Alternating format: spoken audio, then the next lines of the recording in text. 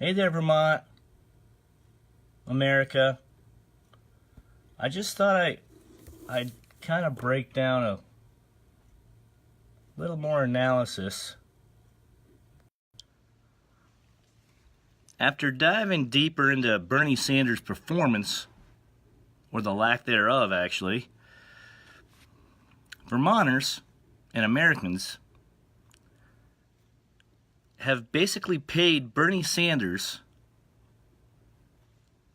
a nice six-figure salary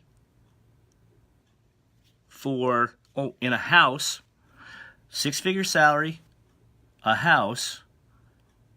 Hi there, Michelle Limones, how are you?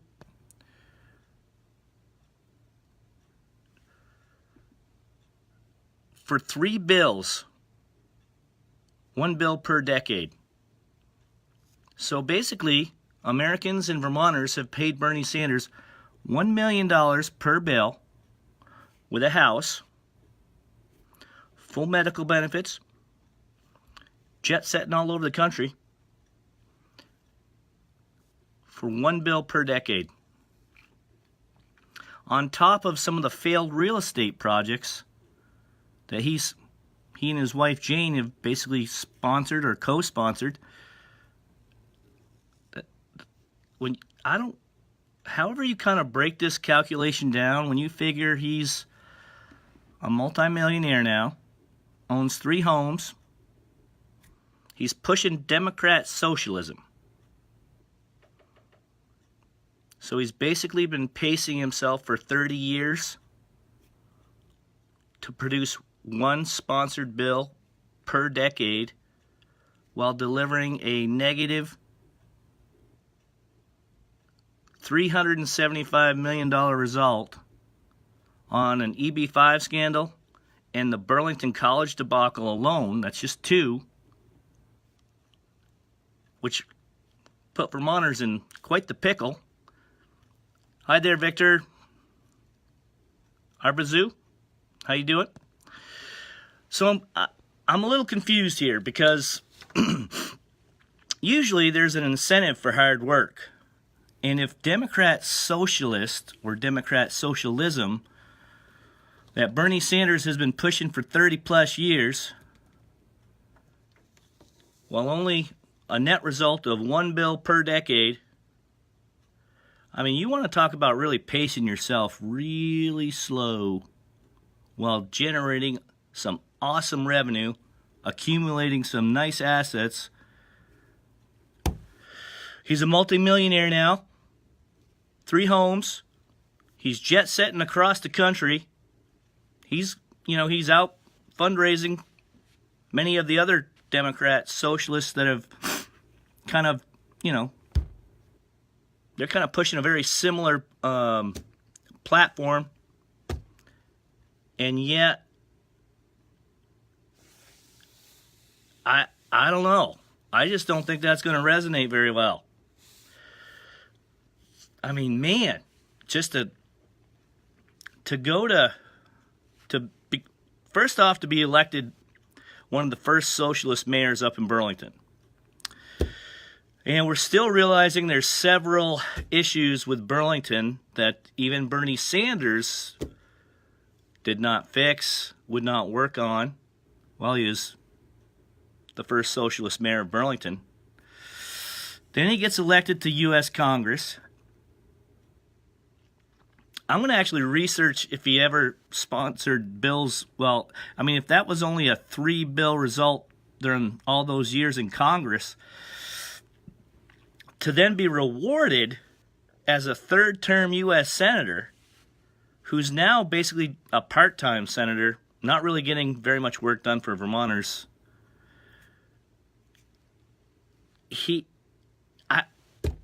That's just not a good deal, America. Vermont taxpayers, Bernie Sanders fans. I mean, that's just really, I'm trying to break this down. That's like pacing yourself like way slow. And there's really no, evidence of, I mean, we're still deep in the hole Well, he's accumulating these assets and only paying 13.5% tax rate? Now listen, I got a feeling, and I might be stretching it on this one, Bernie Sanders is all about Bernie Sanders. And this big old promise that he's out for the working man, the middle class, he's out working hard for the poor while beating up on the top 1%.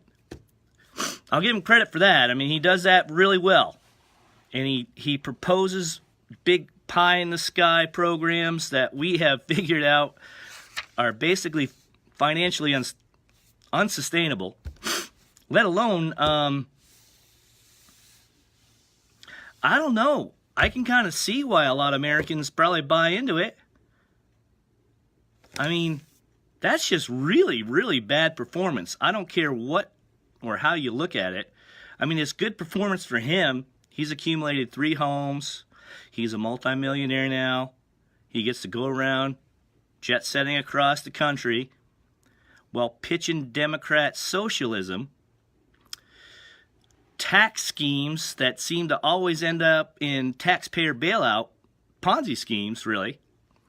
And now we're dealing with a Medicare for all, a 100% renewable energy makeover that's going to cost Americans at the low, low, low price of $125.6 trillion.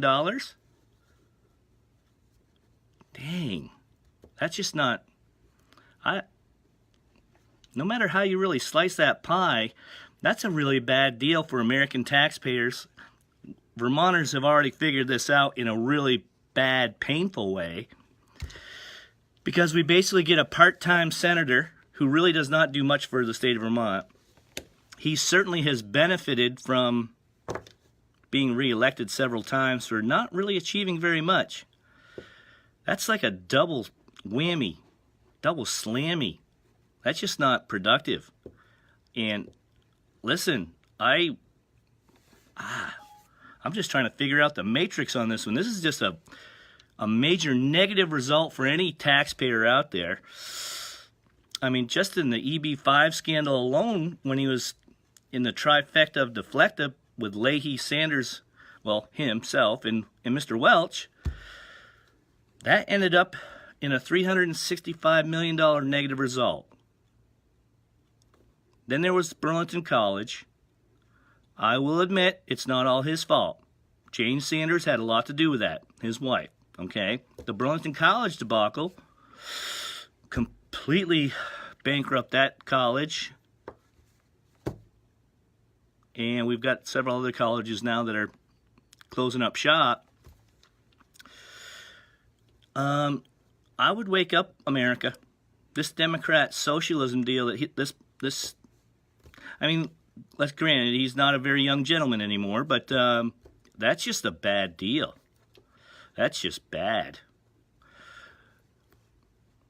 Calculating out these numbers, it's all about basically any good program, he wants to nationalize it, which is socialism, and he wants you to rely on the government to feed you, tell you how to, basically take care of your kids. No. That's just like bad performance. I don't care how you slice it. I mean, that's just one person getting a lot of positive while he's pushing out a whole lot of pain on everybody else. And geez, I would completely recommend that both Bernie and Jane Sanders never, get a real estate license, because they're really not good real estate speculators. I don't know. And this whole new twist on the Green New Deal, the Medicare for All plan. And as much as Kamala Harris wants to try to pitch this as an investment, yeah, it's an investment, all right. An investment in complete failure. Because let's face it, if they are looking up at Bernie Sanders as their mentor on how to push democratic socialism, which is basically just socialism. Yeah, I wouldn't want to send any money to that campaign. And there's already a little bit of interesting stuff kicking around with this whole new 2020 bid, because Bernie Sanders is kind of proven just how much of a hypocrite he is. He can go around jet setting across the country asking for donations from hardworking Americans, from the poor, in order to run for president in 2020 with one of the least successful legislative records in U.S. history. I'm going to research that claim, but only 1.8% success rate, a 98.2% failure rate. Most of the bills he co-sponsored, he jumped on other folks' coattails, and they probably ended up doing all the work. I don't know. That does not sound like a... I wouldn't want to look up to him, and I certainly wouldn't want to send any money to his campaign. But listen, there are some folks that just would rather listen. He is pretty long-winded. He certainly can never answer a direct question. Everybody's got down the mimicking of the hand, and I mean, if it's just not being productive, I can give him a big A+++ in that category. Or if you want an expert on how to lose money, there's Bernie Sanders for you. 98.2% failure rate. That's an A+ right there, big time. And I think, Vermonters are starting to realize they deserve better. I hope America wakes up really quick. I realize there's some hardcore, Bernie Sanders supporters out there. Some of them willing to tattoo the top of his head, glasses, and his messed up hairdo on their skin. But no, that's some really bad performance. And I really hope that, being the American that I am, the hard-working ethic that was instilled in me from a hard-working family, that's just poor performance. That's just not good. I'm not going to promise anybody free anything, because in reality, just about any grown adult has realized that there's really nothing that's really, really free. I mean, there are some breaks here and there, but that's just bad performance. And we still have I don't know, how many have officially announced on that side of the ticket that are pushing the new Democrat Socialism model?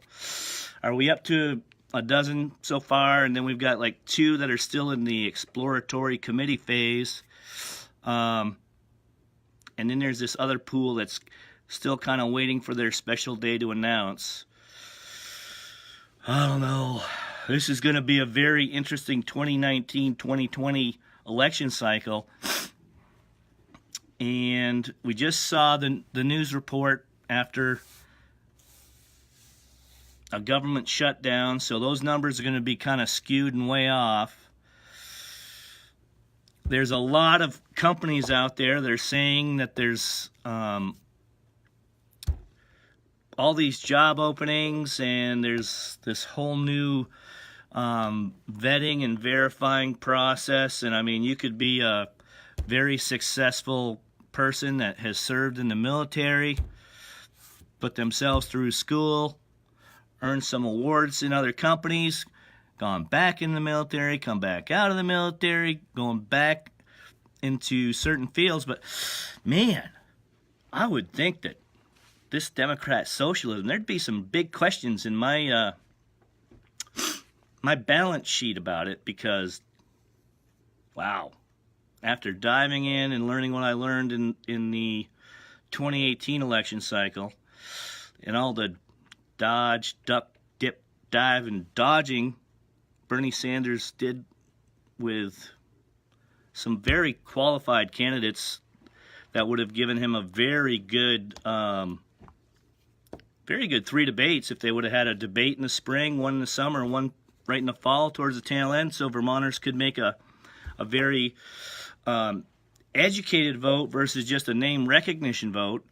But listen, just because Bernie Sanders went and announced back in 2016 he was, yeah, we all know crooked Hillary rigged something against him, and several DNC chairs, by the way.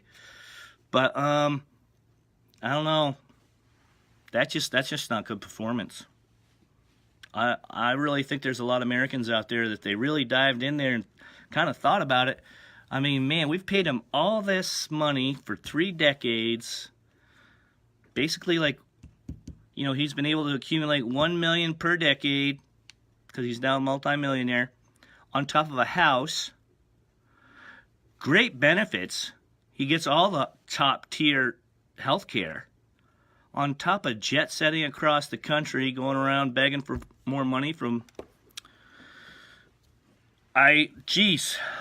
This, I must admit, as an outsider looking in, there's a whole lot of positive for Bernie Sanders, and there's a whole lot of negative going on. American taxpayers, and Vermont is still feeling all the burn from the burn. And I don't know. I hope they start waking up a little bit and asking some good questions. And when you realize that he really has no direct answer, I mean, he is a good public speaker. He gets right out there. He can deflect, dodge an answer like there's no tomorrow. He's got that art form down pat. I'm going to give him another A+ in that category. As far as being successful, no. Not even close. If that is how we start, I can see why people fear even his mediocre. Because his mediocre that's not a very high standard. That's just downright scary. $93 trillion makeover, putting everything on renewable energy, while he's pitching a new 12-year climate change apocalypse, when there's hardcore proof and evidence that the 100% renewables can't function or cannot supply the amount of energy without at least a tier of the energy grid being supplied by the new 21st century style, either the small modular reactors or the fast nuclear reactors. This 60s, 70s fear-mongering of the much larger nuclear power plants like Vermont Yankee, that they voted to shut that one down, which is understandable. It certainly needed to be upgraded, and Vermont is in dire need of being upgraded. There's no doubt about that. I mean, when you cannot even piece together, this mixed mess of outdated technologies with a little bit of a pinch of 21st century, yeah, we seriously need to we need some changes. Not just on the federal level between Leahy, Sanders, and Welch, which I feel are definitely not working in the best interest of Vermonters anymore. I mean, you had 12,000 farms back in the 80s when they first were getting elected, down to only 746, 900 depending on the classification. Vermont used to be one of the #1 producers of dairy. Now that's just gone. Number 50 in other categories. They're starting to feel all the pain in the education area because of jumping on the Obamacare and the health care and that mixed mess of, oh my God, it almost seems like they don't care. Come on. We deserve a lot better than that. And especially Vermont does, because my God, that is just some bad numbers. I mean, that's a double whammy negative. I'm trying to think of a creative way of bundling that bad deal up. That's just like a way negative whammy. If you like losing money, keep throwing it at Bernie Sanders, because, yeah, he's definitely going to take it from you, and he is going to show you how to lose it in a big, big way. Because, boy, he's done quite the number on Vermonters. When you got a bunch of kids that are so, drawn into that big promise No hard work ethic whatsoever. Not even willing to try in some cases. Because I just, wow. That's a complete indoctrinated mindset right there. That's groupthink. Completely don't think, I guess. And just expect awesome, great things to happen. I don't know. I'd suggest Americans really start paying attention to what their kids are buying into this. And if there's continued, academic elites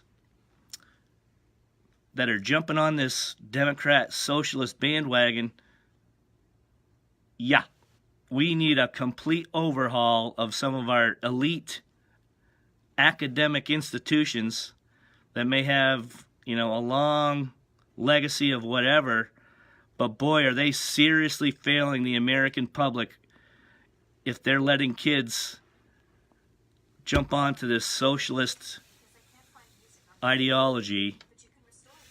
He may have rebranded democratic socialism, basically, well, taking something good, nationalizing it for the collective, and then a whole lot of people thinking the government is going to just take great care of you. Yeah, no. Listen, that's just, it doesn't work. Many of his heroes, even from the past, the Soviet Union collapsed, December 91, even Vladimir Putin's having a hard deal piecing together the former USSR, Soviet satellite states and everything, because he's realizing it's a whole new world out there. And we got Bernie Sanders, who's America's version of Leon Trotsky. Several of those past and now even present, a couple of his heroes down in Venezuela, purposely blocking food, not helping their people, probably finding a way on how they can make some money off it in some way, shape, or form. And I don't know. It's kind of scary when you ask people the definition of socialism and the definition of democratic socialism that he's pushing, and they can't even describe it. Or, basically it's just such a quick little synopsis that we don't really have to do anything. We're just going to rely on the government to give us everything. No. That's like just unmotivated. That's like low self-esteem. That's like never getting anything done. It's just dragging your feet and expecting just everything to come your way. Hi there, Roger. Rickstad, how are you? So that's my little venting. Just kind of had to get that out there. If you really want to kind of dive into the numbers on how successful Bernie Sanders really has been as a legislator, when there's only 3 sponsored bills, basically 1 per decade. He talks big. He says he's the champion of the middle class. He's the champion of the poor, and he certainly is out there beating up on the top 1%. Meanwhile, he's been accumulating a lot of assets and really not getting much done. So I want to ask the American taxpayers and voters out there to really let's really rethink that contract, because Vermont has gotten a really bad deal from a very slow, poor performer, period. 1 bill per decade. He's accumulated $1 million a year, basically, on top of getting a house, awesome health care benefits, jet setting across the country, begging, borrowing, pleading for donations so he can become your next president in 2020 with only 3 bills of legislation ever written. Boy, I'm smelling a big old taxpayer boondoggle coming. Yep, he wants that paycheck, sit in the White House, He's going to accumulate some more assets while he's taking away from the poor, funneling more away from the middle class. And geez, just wait until he reallocates all the assets accumulated in that top 1%. It's going to be that whole "it's all for me, me, me" plan, living under the new Democrat Socialist dictatorship. And I don't know what happened to entrepreneurship, innovation, hard work ethic, proving kind of a proof of concept. I know I've achieved some of that, and I'm still I still want to design something new. Would love to build a high-tech business model here in the state of Vermont, which is one of the most rigged, failed tax codes in the country. That's why we're number 50 GDP.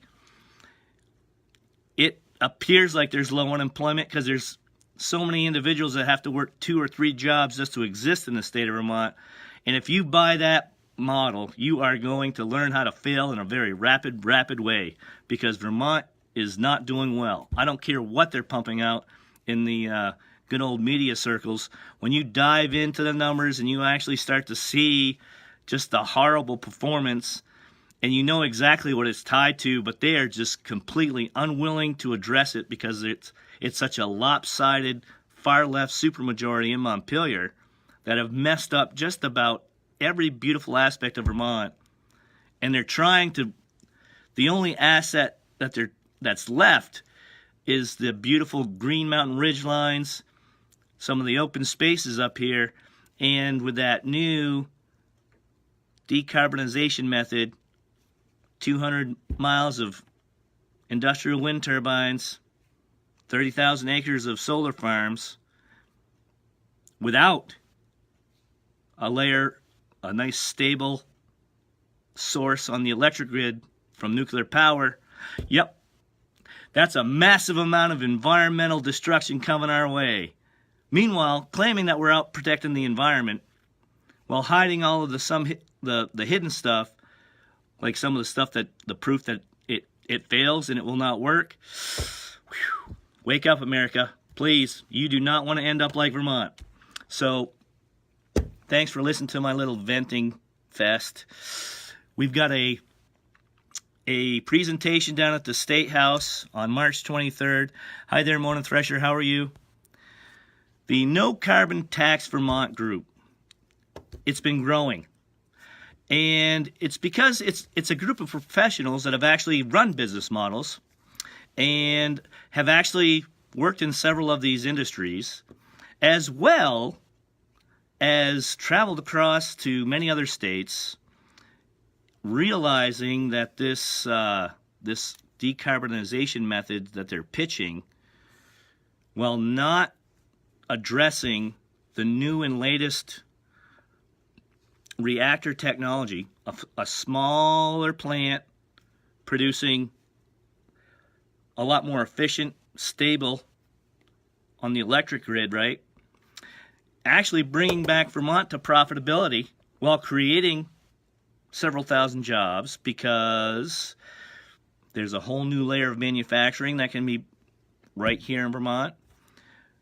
Solving the whole carbon emissions issue due to the fact that we are number 50 smallest carbon footprint.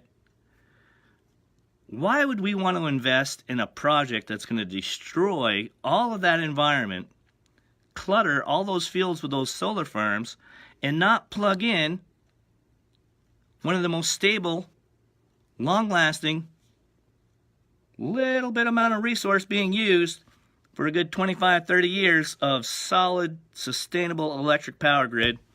Meanwhile, these 100% renewables, they can start becoming more efficient, a little more innovative, but can still plug into that model. Man, you would think there'd be some folks jumping on that plan. And I got a feeling there's going to be, because after they hear the presentation on March 23rd, 2019 at the State House down in Montpelier from 9 a.m. to noon, there's going to be a whole bunch of mindsets that are going to start asking some really good questions across all 14 counties. And as much as there were, 24 communities that put the climate change non-binding on the ballot, We are bringing out a nice approach, common sense, that we would like to see on the ballot right beside the climate change initiatives, however they word it, carbon tax, climate change, the 12-year apocalypse, however they pitch it. I would like you to look up the No Carbon Tax Vermont group. We have some really good presenters coming down the pipeline here with some solid common sense approaches, and I have a feeling the state of Vermont is already realizing they're going to have to compromise. The Department of Energy is already starting to support this across the country. It's actually addressing the carbon emissions issue while providing a solid electric grid resource, on top of the fact that they're finally addressing some of the cybersecurity threats or access points, let's say. So, hi there, Tim Mass. So anyways, please stay tuned. We have, like I said, March 23rd, 2019. We also have I want to give a big shout out for John Steinman, the new Barrie City Council, Ward 1. He survived the recount today. It's now official. They're probably going to swear him in.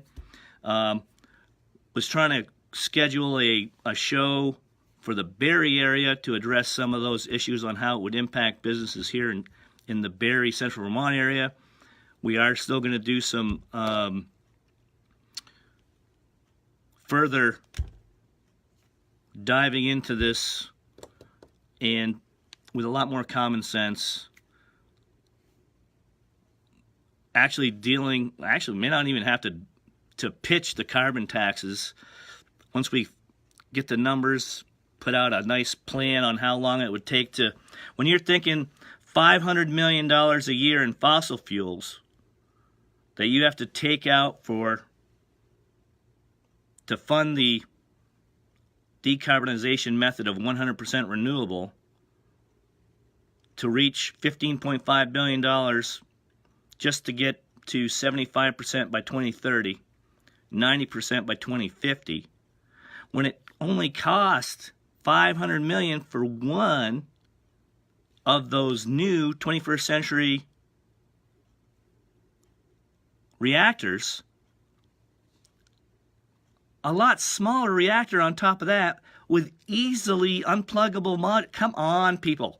Let's wake up. We got this presentation coming, and I hope you tune in. We're hoping to have some folks that are going to live stream it, because you really can't trust Vermont media.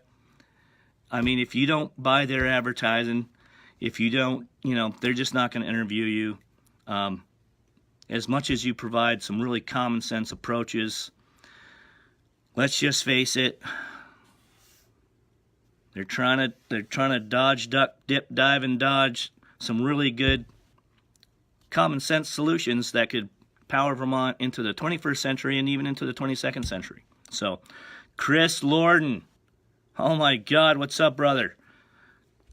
Thanks for joining the broadcast. You're going to have to probably rewatch it. I hope everything's good with you and the wife and the kids there, Chris, down in New Hampshire. Hope to see you soon, too. Love to catch up with you. Have a great day.